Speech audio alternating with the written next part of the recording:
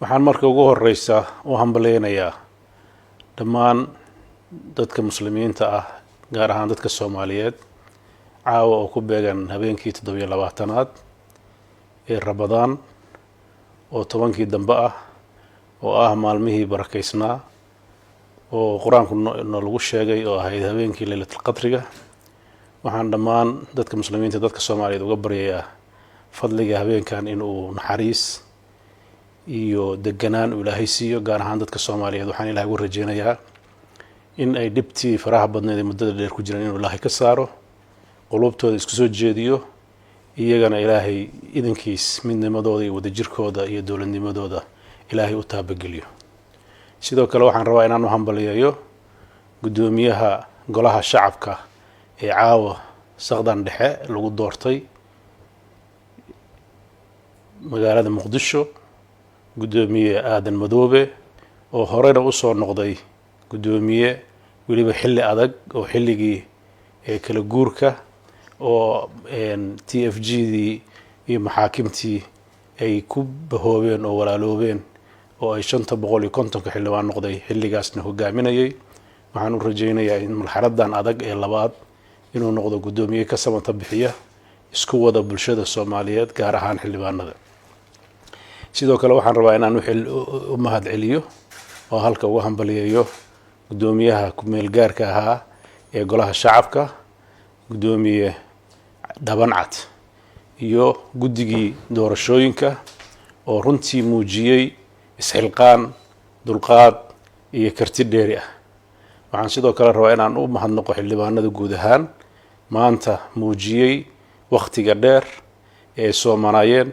ku afuray sidii u gargaari lahaayeen qarankooda iyo bulshadooda Soomaaliyeed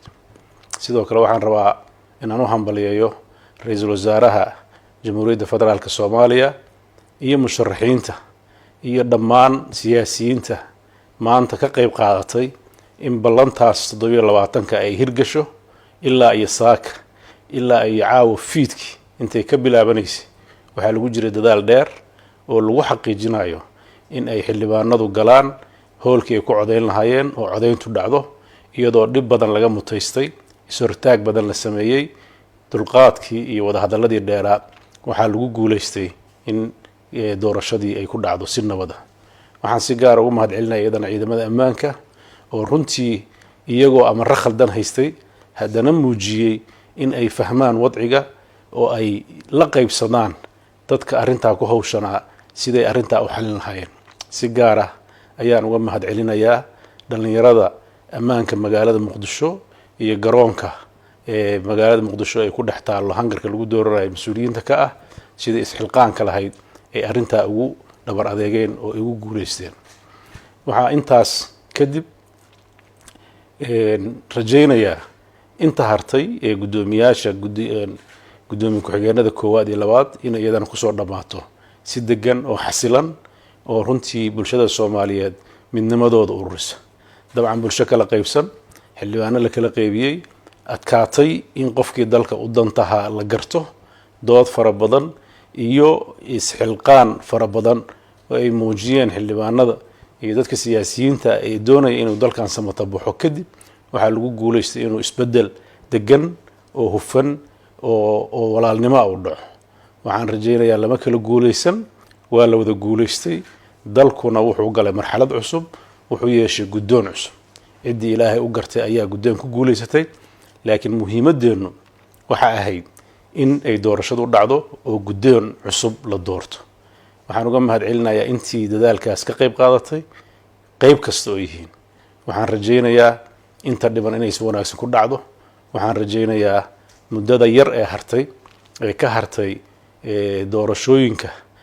markay dhamaadaan gudoomiye ku-xigeenadu dhiman madaxweynenimaduna iyadana ay ku dhamaato si degan oo xasiloon oo dadka Soomaaliyeed u horseeda deganaansho iyo xasilooni iyo isku duubni waxaan rajeynayaa Ilaahayna uga baryayaa caawa 27 bulshada Soomaaliyeed inuu ka dulqaado khilaafaadkii iyo dhibaatooyinkii hareeyay siyaasadda Soomaaliya muddadii u dambeysay oo kalifay